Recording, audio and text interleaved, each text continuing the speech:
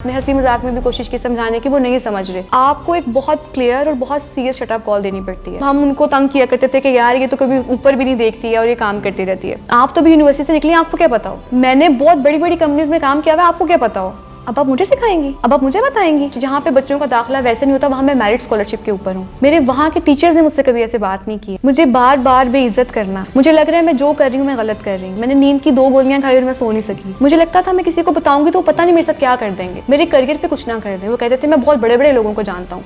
Bullying है ये work place पे छोड़ के वैसे भी लोगों को बताया जाए कि जो आप मजाक समझते हैं वो मजाक नहीं होता। कि जो HR पर्सन है आपके ऑर्गेनाइजेशन में, वो ऑर्गेनाइजेशन के लिए नहीं है, वो मीडिएटर है, वो आपके लिए भी है। आजकल सोशल मीडिया का दौर है, उनको पता है कि if they won't take action तो क्या हो सकता है।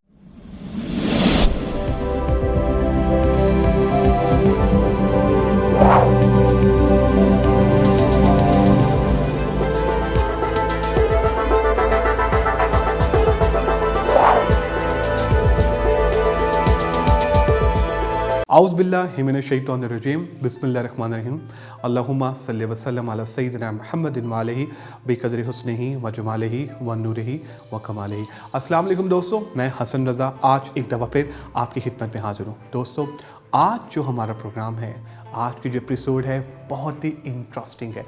जो लोग आपको तंग करते हैं, जो लोग आपको सार्कास्टिक कमेंट देते हैं, जो लोग आपका मजाक उड़ाते हैं, जो लोग आपको कहते हैं कि तुम दुनिया में कुछ नहीं कर सकते, जो लोग आपको भरी महफिल में टारगेट करते हैं, आज उनको आपने इस प्रोग्राम के तवस्सुल से एक मैसेज देना है। दोस्तों, आज की जो टॉपिक है वो है बुलिंग, वर्क प्लेस बुलिंग, और बुलिंग की हम बात करेंगे।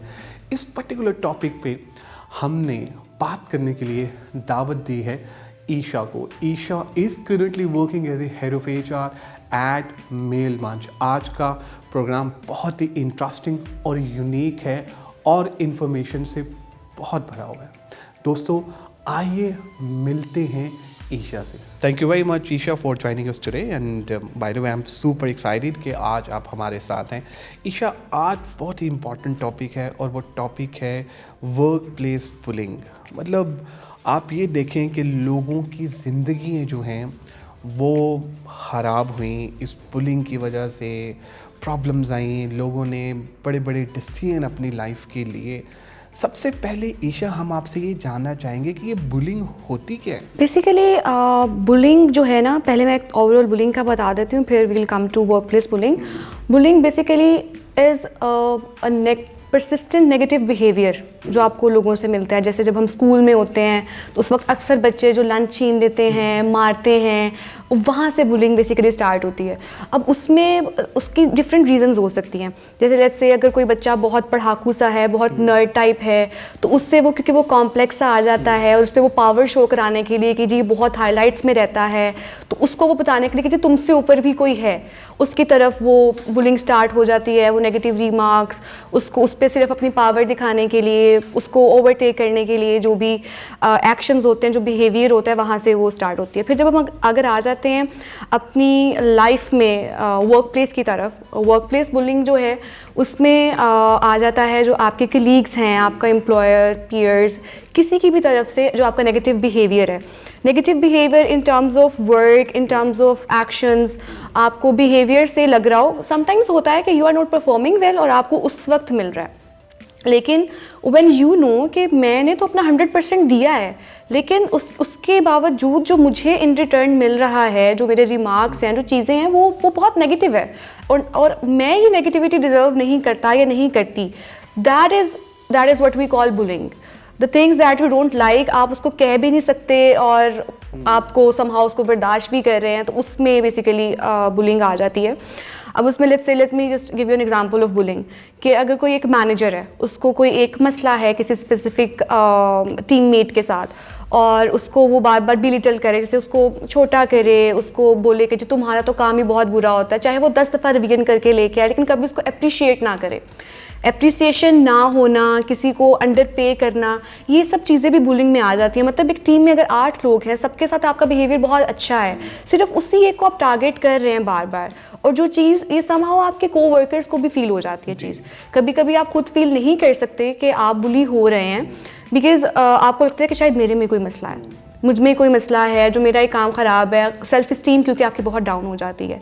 तो बेसिकली यही बिहेवियर सारा जो आपका होता है, इसी को वर्क प्लेस बुलिंग हम कहते हैं, जिसमें नेगेटिव बिहेवियर, एक्शंस, कोई वर्बल भी हो सकता है, फिजिकल हो सकता है, इमोशनल हो सकता है which is very bad, psychological हो सकता है। तो इसमें डिफरेंट टाइप्स आ जाती हैं। Agreed and rightly said.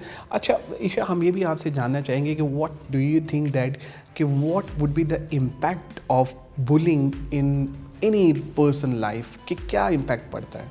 I think इसका जो सबसे बुरा इम्पैक्ट आता है ना, वो आपकी साइकोलॉजिकल वेलबींग पे आता है। उसमें होता ये है बिकॉज अगर आपका पास्ट में let's say if you were child और आप उस वक्त से बुली होते आ रहे हैं बिकॉज अगर आप बहुत ओवर स्मार्ट है ना, अगर आप बहुत नर्ड टाइप में, आप एक ऑलरेडी हाईलाइट्स में रहते हैं, तो बहुत कम लोग होते हैं जो इमोशनली, जिनकी पर्सनालिटी इतनी स्ट्रांग होती है कि वो उस चीज़ को ओवरकम कर सकें। लेट्स से मुझे कोई आए और मुझे कोई आकर if I am wearing glasses, ठीक है, if I am wearing glasses, तो मुझे कोई आके बोले कि पढ़ाकू और चश्मिश या चार आँखें हैं, ये ना सरकास्टिक वे में, तो how I am taking it, कि मैं अपने आप को उसमें सोचना शुरू कर दूँ कि अच्छा मुझे ऐसे कह रहे हैं, मुझे तो ग्लासेस नहीं पहननी है, या मैं ये बोलूँ कि हाँ this is what I do have, but क्योंकि तुम पढ़ते नहीं तो तुम्हारी नहीं है, कि मैं उसको आगे से रिस्पॉन्स कैसे दे दूँ, कॉन्फिडेंस लेवल कितना ज़्यादा है। तो अगर तो आपका confidence level is too high तो आप उसको फाइट कर सकते हैं, लेकिन अगर ऑलरेडी आपकी पर्सनैलिटी बहुत टिमिड सी है तो फिर आप उस चीज़ का आपकी उस पर बहुत बुरा पर्सनालिटी पे भी इफेक्ट होगा, आपकी बॉडी लैंग्वेज में वो चीज़ नज़र आएगी, सेल्फ इस्टीम बहुत डाउन हो जाएगी, कॉन्फिडेंस लेवल पूरी तरह से ख़राब हो जाएगा। जब आप आगे जाके काम करेंगे, आगे जाके पढ़ेंगे, हमेशा आप बहुत डर डर के रहेंगे, लाइफ डिसीजंस आप नहीं ले सकेंगे, बहुत इनडिसाइसिव आप हो जाते हैं। इसका बहुत बहुत बुरा साइकोलॉजिकल और पर्सनालिटी पे इफेक्ट इसका आता है, आई बिलीव। Great, wonderful. अब ईशा पता चल गया कि हमारे साथ बुलिंग हो रही है, I am talking about personal life की हम बात कर लेते हैं, फिर हम ज़रा वर्क प्लेस की भी बात करेंगे। लेट्स डिस्कस कि जी जो पर्सनल लाइफ पे जो चीज़ें आपके साथ हो रही हैं, यार अगर आपके अपने आप को बुलिंग कर रही हैं, मतलब वो जो क्या वो किसी शायर ने कहा कि जी हम थे जिनके सहारे वो रहे ना हमारे, तो बात यह है कि वही लोग आपको बुलिंग कर रही हैं, तो उनकी आप शिकायत कहाँ लगाएंगे? How we will handle that bullying? जब हम ज़रा अपनों की बात करें, फ्रेंड्स की बात करें, किस तरह से हम हैंडल करेंगे? आई थिंक इसमें ना बात ये होती है कि वी बीइंग ह्यूमन बीइंग्स, हम इमोशनल सपोर्ट ढूंढते हैं, ठीक है, और जब वो इमोशनल सपोर्ट के जिनसे हमने शेयर करना है वही हमें कह रहे हैं, तो इट गेट्स रियली टफ कि आप डिस्कस नहीं कर सकते, आप उनको बता नहीं सकते, और शायद वो चीज़ बुलिंग भी उस तरह से नहीं है, मे बी वो मजाक करते हैं, उनका तरीका वैसा है बात करने का, लेकिन अगर आप अनकंफर्टेबल हो रहे हैं तो आपको बताना चाहिए। बिकॉज इफ़ आपको मतलब we are very sharp, right, जितने भी हम इंसान होते हैं, हमें अल्लाह ताला ने इतनी अकल शऊर दिया होता है, हमें पता चल जाता है थोड़ा बहुत किसी की इंटेंशंस क्या हैं, हमें कोई क्या कहना चाह रहा है। अगर तो हमें पता है यार नहीं हमारे दोस्त की पर्सनालिटी ऐसी है, वो मजाक करता है, वो सबके साथ ऐसा है, फिर शायद हम उस चीज़ को एब्जॉर्ब करें, लेकिन नहीं हो रहा बर्दाश्त, तो कहते हैं यार मुझे अच्छा नहीं लगता, अकेले में कह लो, किसी के सामने ना कोई, we can talk things out in a lighter way. लेकिन अगर लग रहा है कि नहीं इसको तो मेरे से कोई मसला है, कोई जेलसी है, कोई फियर है जिसकी वजह से ये इंटिमिडेट कर रहा है मुझे, या मेरे पे पावर चाह रहा है या चाह रही है, तो उसके लिए what is the best way कि आप अपने पीयर्स, जो भी आपका ग्रुप है, आप मतलब आपका एक दोस्त आपको कह रहा है, आप पहले बाकी लोगों से कंफर्म करें, यार मुझे पता नहीं क्यों ऐसे फील हुआ है, मतलब बहुत कैजुअल वे में, don't say in a complaining वे, आप एक कैजुअल वे में पूछें कि आपको ऐसा लगे यार मुझे वो चीज़ ऐसी फील हुई थी, तो व्हाट डू यू थिंक। जब आपको लोगों का भी उसके ऊपर परसेप्शन मिल जाएगा ना, फिर आप पहले उस चीज़ के बारे में श्योर हों कि वाकई जो आपने फील किया है वो चीज़ वैसी है कि नहीं है। बिकॉज वो रिलेशन जब आपका इतना क्लोज है तो आप पहले कोई डिसीजन बना के अगर उसका एकदम से कोई एक्शन ले लेंगे, वो आप रिलेशन डिस्ट्रॉय कर सकते हैं। जब फर्स्ट स्टेप हो गया, आपने मेक श्योर किया कि बाकी लोगों को भी फील हो रहा है, लेट्स से बाकी लोगों ने भी कहा यार हाँ हमें भी ये चीज़ फील हुई है, फिर व्हाट यू कैन डू कि अगर आपको लगता है कि उस पर्सन में इतनी एक्सेप्टेबिलिटी है, इतनी एक्सेप्टेंस है कि अगर आप बताएंगे और वो इस चीज़ को एक्सेप्ट करेंगे कि अच्छा ठीक है मेरा ऐसे है, तो फिर आप उससे बात करें कि यार, और सिर्फ मैंने नहीं किया, मुझे लोगों ने भी कहा है, तो प्लीज़ नेक्स्ट टाइम से ज़रा केयरफुल रहो। लेकिन अगर आपको लगता है कि अगर आप उसे डिस्कस करेंगे और बहुत एक बैकलैश आएगा, एक्सेप्टेंस नहीं है, तो फिर बेहतर है आपका जो कोई और क्लोज फ्रेंड्स हैं आप उनसे डिस्कस करें कि प्लीज़ आप बात करें इस बारे में। अक्सर ईशा ये भी कहा जाता है कि यार हम तो शुगर लगा रहे थे, हम तो किट लगा रहे थे, यार देखो ना मतलब महफिल में एक रौनक होती है, तो हमने तो बस वैसे ही इसलिए तुम्हें टारगेट किया था। अच्छा ईशा, जब हम ये सेशन आपके साथ प्लान कर रहे थे तो कासिम अली शाह फाउंडेशन के लिंक्डइन के पेज पे हमें एक बाकायदा मैसेज आया वर्क प्लेस बुलिंग की अगर हम बात करें, उस पर यह था कि उन्होंने कहा कि जी कि मुझे पर्टिकुलरली मतलब मेरे बिहाफ पे ये पूछिएगा ईशा से कि जब भी कोई इवेंट होता है, जब भी कोई कहीं हम दोस्त सारे इकट्ठे होते हैं, तो सारे दोस्त मुझे टारगेट करते हैं और वो समझते हैं कि जी इसको टारगेट करेंगे तो ज़रा अच्छे तरीके से, बेहतरीन तरीके से जो है ना वो ज़रा शुगर लग जाएगा, रौनक लग जाएगी और सब लोग फिर मुझ पे हंसते हैं। कहते यार उस टाइम तो मैं सामहाउ बर्दाश्त कर लेता हूँ, लेकिन बाद में जाके मुझे बड़ी तकलीफ़ होती है कि यार देखो जो मेरे दोस्त थे, जो कि मेरे अपने हैं, वही मेरा मजाक उड़ा रहे हैं, वही मेरा मजाक बना रहे हैं। तो हमारे बिहाफ पे, मतलब उनके बिहाफ पे मैं आपसे ये पूछना चाहूँगा कि किस तरह से हम कन्विंस करें उन्हीं दोस्तों को कि भाई ये आप ठीक नहीं कर रहे हैं, आपको इस तरह नहीं करना चाहिए। आज जाके उनको फ्रंट एंड पे कहते हैं, वो नाराज़ हो जाते हैं, वो कहते हैं यार देखो हम तो वैसे ही तुम्हारे साथ एक शुगर लगा रहे थे, एक मजाक कर रहे थे। तो how we have to handle this particular scenario? अच्छा, इसमें ना देयर इज़ अ वे। आप अनकंफर्टेबल हो रहे हैं, आप अपने बिहेवियर से शुरू करवाएं सबसे पहले। अगर तो आप उस वक्त बर्दाश्त कर रहे हैं, आप नॉर्मल हैं, तो वो कहेंगे जो तुम्हें बाद में किसी ने कहा है तुम्हें सब तो ठीक थे। कर देते हैं लोग जब आप अनकंफर्टेबल होते हैं ना, लोग वो कहते हैं अच्छा यार इसको जरा और किट लगा। फिर मेरे ख्याल से if I were in that situation, तो जो मेरा एक वे है इस चीज़ को डील करने का कि अगर मुझे लग रहा है कोई बहुत ओवरबोर्ड जा रहा है, बी इट माई फ्रेंड्स, एक होता है कि आपको ना सबसे पहले एक बाउंड्री डिफाइन करती है हर रिलेशन में, that I have in my life. Even my closest friend, उसको भी पता है कि उसकी बाउंड्री कहाँ तक है और मुझसे कैसे बात करनी है। उसमें एक शट अप कॉल बहुत ज़रूरी होती है, बिकॉज जब आप प्यार से आप कन्विंस करके आपने मजाक में भी कह लिया, ऑब्वियसली जो जिनकी भी आप बात कर रहे हैं उन्होंने बहुत से इस तरह की ट्राई की होंगी, सॉफ्टली मैं कह दूँ रिलेशन ख़राब ना हो, उसमें ना आपको एक बहुत क्लियर शट अप कॉल देनी पड़ती है with a very straight face, हंसकर नहीं। फिर वो ये जो जब ये मामला आ जाता है ना कि सब लोग आपको कर रहे हैं, बहुत लंबे अरसे से कर रहे हैं, आपने हंसी मजाक में भी कोशिश की समझाने की, वो नहीं समझ रहे, आपको एक बहुत क्लियर और बहुत सीरियस शटअप कॉल देनी पड़ती है। जहाँ पे वो आपसे नाराज़ होते हैं, जस्ट डोंट केयर अबाउट के दिस कि वो नाराज़ हो रहे हैं। आपके लिए सबसे पहले आप इंपॉर्टेंट होने चाहिए। हमें दूसरों की रिस्पेक्ट करनी चाहिए, बट व्हाट आई बिलीव सबसे पहले अपनी रिस्पेक्ट करें। जब तक आप अपनी रिस्पेक्ट खुद नहीं करेंगे, you can not expect anyone कि वो आपकी रिस्पेक्ट करें। तो you need to give them a very straight shut up call कि भाई this is the behaviour that I am not going to accept at all. आप ये वर्ड्स मेरे लिए यूज नहीं कर सकते, आप ये बात मुझे नहीं कर सकते। जब आप उनको इतना स्ट्रेट आंसर देंगे ना, तो वो भी जरा केयरफुल रहेंगे, और बजाय इसके कि वो आपसे दोस्ती खत्म करें, जस्ट टेल देम कि अगर आपका ये बिहेवियर रहा, next time I am not gonna meet you people. तो वो आपको यहाँ पे जब तक स्ट्रिक्ट आप एक लाइन ड्रॉ नहीं करेंगे, आप उस चीज़ से नहीं बच सकते। You have to be that harsh sometimes, you can not be lenient all the time. बिल्कुल। और ये वाला जो एटीट्यूड है, या ये जो मतलब सबके सामने, मैंने ये देखा है कि कुछ लोगों का ना एक आदत होती है, कुछ लोगों की एक होता है यार कि बस मतलब ये किसी को टारगेट कर लो और बस उसके बारे में जो है ना वो शुरू हो जाओ, और उनको ये नहीं पता होता कि उस पर्सनालिटी को वो क्या डेंट पहुंचा रहे होते हैं, और उस पर्सनालिटी को इमोशनली वीक कर रहे होते हैं, उसकी हेल्थ वीक हो रही होती है।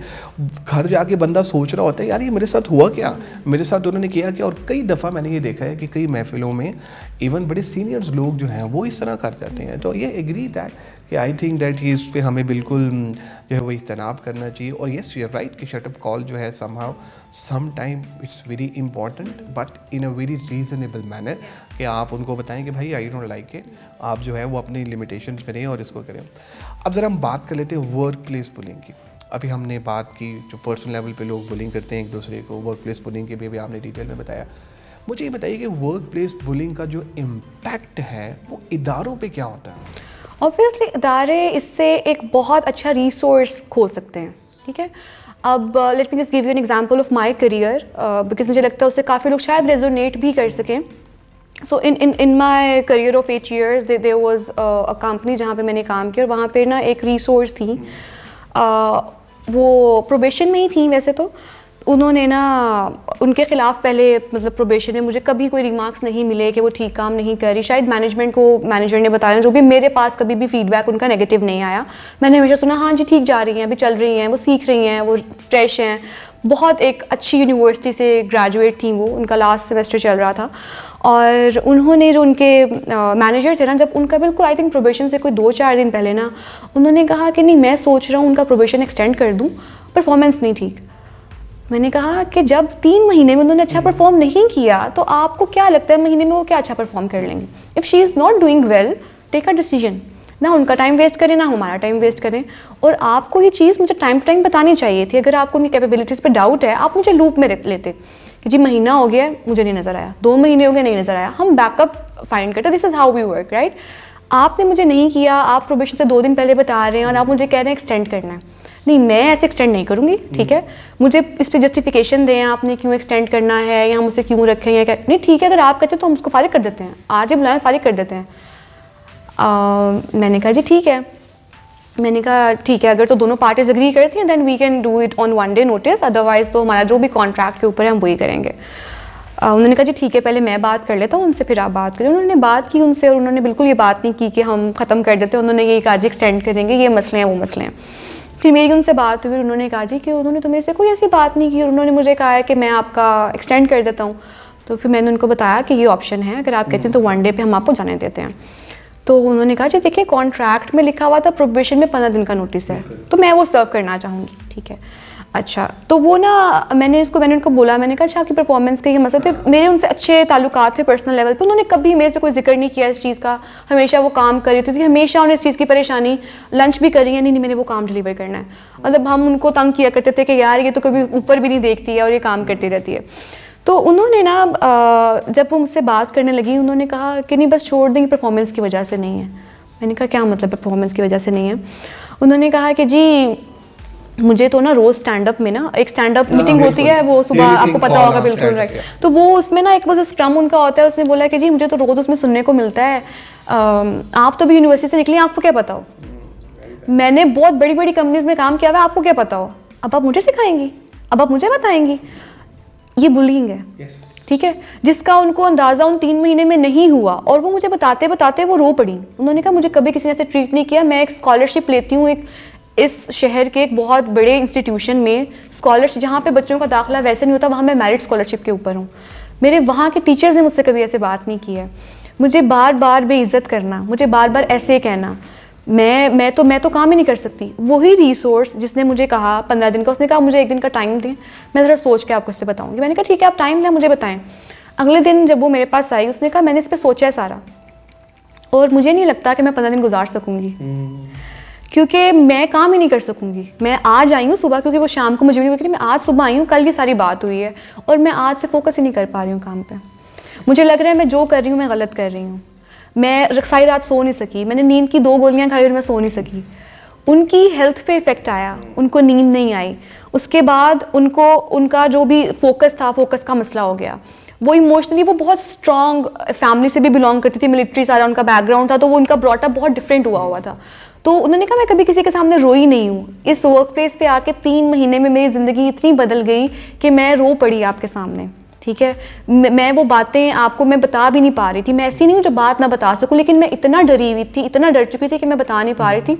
मुझे लगता था मैं किसी को बताऊँगी तो पता नहीं मेरे साथ क्या कर देंगे, मेरे करियर पे कुछ ना कर दें। वो कहते थे मैं बहुत बड़े बड़े लोगों को जानता हूँ। बुलिंग है, अपनी पावर दिखाना, उनको बताना कि आप कुछ नहीं हो, आप यूनिवर्सिटी से निकले और मैं बहुत बड़ी चीज़ हूँ। मैंने समझाया उनको कोई कुछ नहीं कर सकता, आपको एक्सपीरियंस लेटर मैंने देना है, आप इस चीज़ से बिल्कुल मत डरें। अगर आपको एक फॉर्मल कंप्लेंट करनी है आप फॉर्मल कंप्लेंट करें, क्योंकि पहले उन्होंने कहा जो भी बात हुई है हमारे दरमियान रहेगी, प्लीज़ आप इसको मैनेजमेंट को भी मत बताएं। फिर मैंने उनको समझाया कि कितना इंपॉर्टेंट है बाकी सबके लिए कि आपके बाद जो कोई आएगा उसको नहीं फेस करना पड़ेगा अगर आप एक्शन लेती हैं। फिर उन्होंने एक ईमेल की, उन्होंने सारे इंस्टेंसेस उसमें मेंशन किए कि ये सब कुछ मेरे साथ यहाँ पर हुआ है और मुझे बार बार ये कहा गया है। उसके बाद उसने मुझे ये बोला कि अब मुझे लगता नहीं है मैं कहीं पर जॉब कर सकूँगी। फिर उसके बाद 2-3 दफ़ा मेरी उससे बातचीत हुई, वो जब एक्सपीरियंस लेटर लेने भी आई और फिर उसको 1-2 she left on 1 day notice. वही लड़की जिसने ये कहा था कि मैं 15 दिन नोटिस पे लिखा हुआ है, क्योंकि she was very much by the book, उसने अगले दिन ही आके कहा मैं काम नहीं कर सकती उस मैनेजर के उसके साथ। और उसने कहा कि उनका तो बिहेवियर अब इतना चेंज है, उनको पता चल गया, बात खुल गई है, अब मुझे वो और तरह से ट्रीट कर रहे हैं। उसने वो छोड़ दिया, अब वो कहीं जॉब नहीं कर रही। इस बात को मतलब कितना टाइम हो चुका है कि उसने उस कंपनी में उसने छोड़ दिया और सब कुछ किया। वो अपनी लाइफ रीस्टार्ट नहीं कर सकी अभी तक, वो उस ट्रॉमा से बाहर नहीं आ सकी। उसके मेडिकल हेल्थ कितने मसले हो गए, उसको मसल्स के प्रॉब्लम हो गए स्ट्रेस की वजह से, उसको स्ट्रेस की वजह से अभी तक उसकी नींद ठीक नहीं हुई है। वो साइकियाट्रिस्ट के पास जा रही है, वो थेरेपी करा रही है अपनी।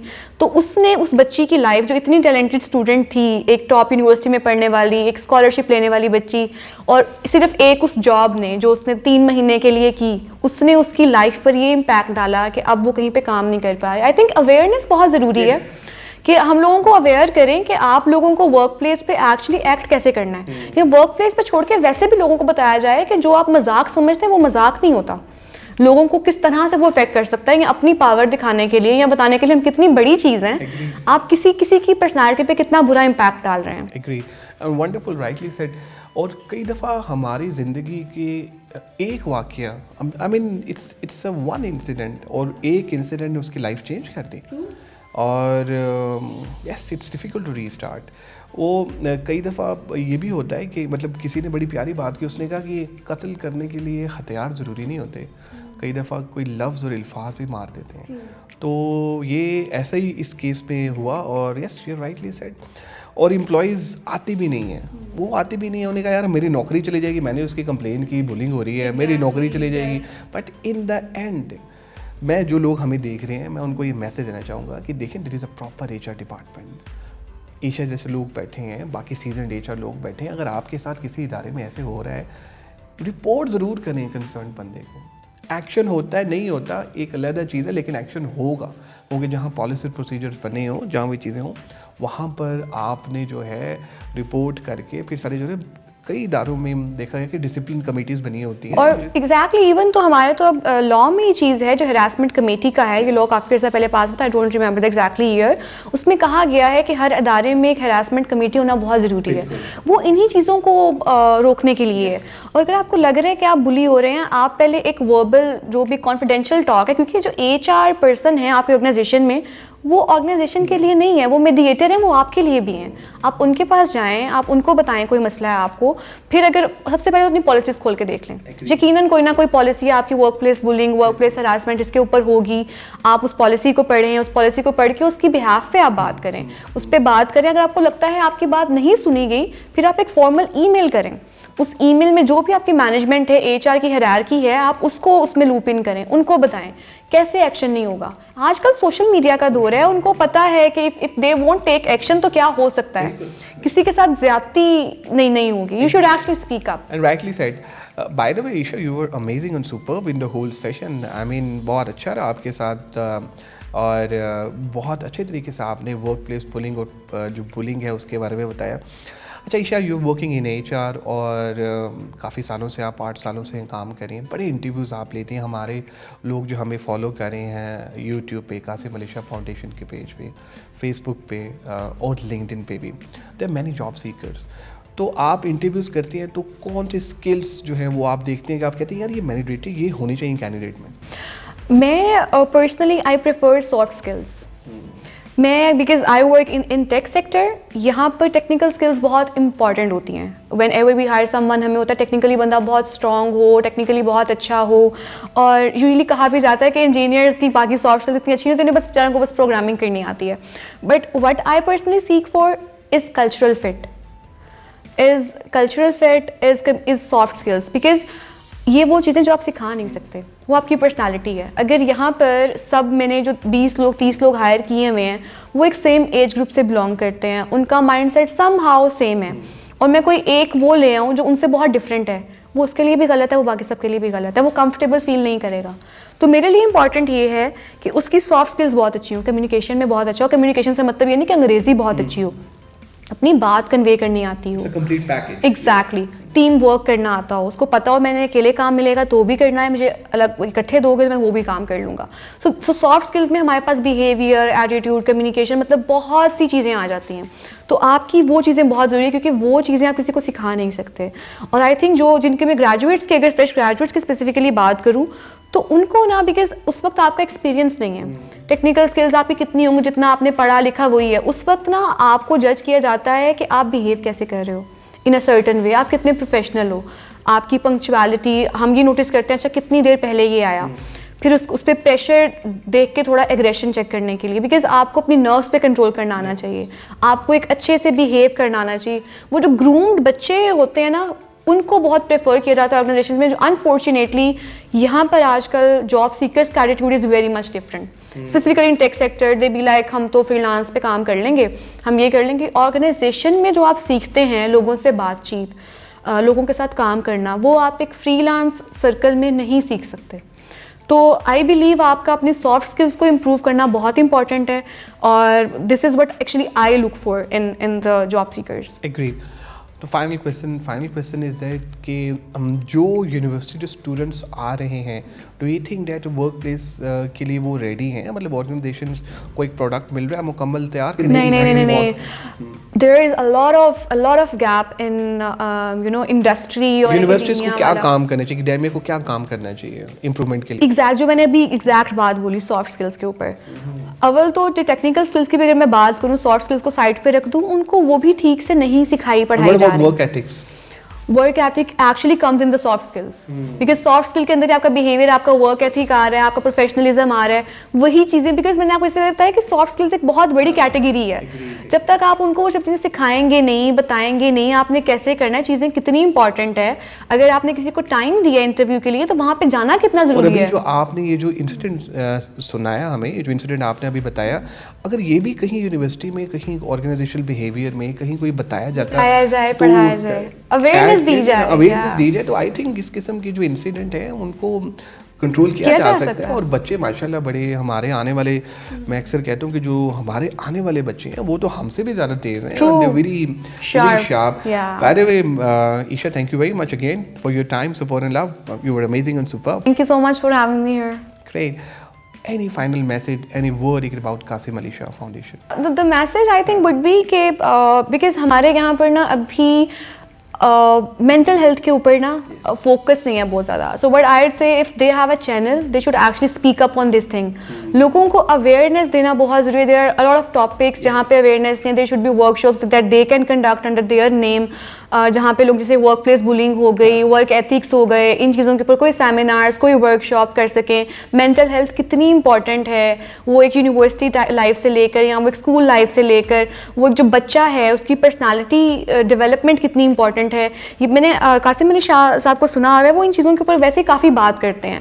बट आई थिंक कि इसको अगर हम ऑर्गेनाइजेशनल साइड पे भी अब लेकर जाएं, एग्जैक्टली उस साइड पे लेके जाके इन चीज़ों को अगर डील करें, तो फिर that would be really great. लोगों को पता चलेगा कि सिर्फ अगर कोई फिजिकली बीमार है और उनके जो बुखार है, हम ऑफिस नहीं आ सकते, there should be this acceptance कि वो बंदा बहुत स्ट्रेस्ड आउट है एंड ही और she can not come to work. Corporate empathy के ऊपर भी यहाँ पर बात की जा सकती है, एक अवेयरनेस दी जा सकती है कि वो कितनी इंपॉर्टेंट है. थैंक यू ईशा, आप लोगों का भी बहुत शुक्रिया आज के एपिसोड देखने का, और मैं उम्मीद करता हूँ कि आज आपने बहुत कुछ सीखा होगा. ईशा जो कि HR मैनेजर हैं मेल मंच की, हमारे साथ थी और इन्होंने हमें बताया कि बुलिंग और वर्क प्लेस बुलिंग वो क्या होती है, और बुलिंग किस तरह से हमारी लाइफ को किस तरह से नज़रअंदाज करती है, और किस तरह से उसके जो इफ़ेक्ट हैं वो हमारी लाइफ पर पढ़ते हैं. दोस्तों, किसी शायर ने बड़ी प्यारी बात की. उसने कहा जी, एक उम्र हुई मैं तो हंसी भूल चुका हूँ, एक उम्र हुई मैं तो हंसी भूल चुका हूँ, तुम आज भी मेरे दिल को दुखाना नहीं भूले. तो ये उन दोस्तों के लिए जो कि अपने होते हैं लेकिन महफिल में बैठ के आपको टारगेट करते हैं और मजाक उड़ाते हैं. तो मेरी रिक्वेस्ट है उन लोगों के साथ कि प्लीज़ ऐसा ना करें. इस तरह रिश्ते कमज़ोर होते हैं. जिसके साथ आप करते हैं उसकी मेंटल हेल्थ और फिज़िकल हेल्थ में बहुत बहुत फ़र्क पड़ता है, बहुत इफ़ेक्ट होता है. यही मेरा मैसेज है और इसी के साथ मैं इस एपिसोड का इख्तिताम करूँगा. दुआओं में याद रखिएगा. अपना फ़ीडबैक हमसे ज़रूर शेयर करें ताकि हम इम्प्रूव कर सकें. Thank you very much.